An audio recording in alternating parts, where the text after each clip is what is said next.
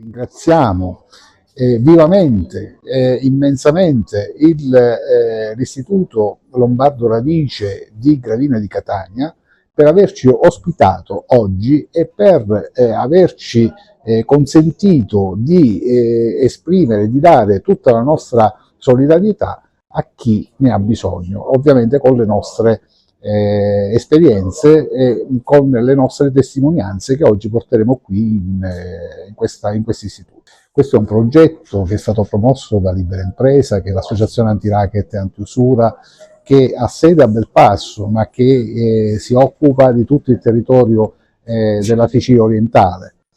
Noi abbiamo sposato questo progetto insieme con le forze dell'ordine, con il Consiglio dell'Ordine degli Avvocati, con la Commissione regionale antimafia,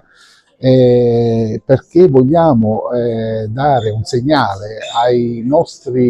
nostre nuove generazioni per dire che l'unica soluzione per poter vivere in maniera civile è la denuncia. La cultura della denuncia è importante perché senza la denuncia in effetti noi lasciamo correre tutti quei soprusi che ci fanno e che vogliono farci all'interno della nostra società.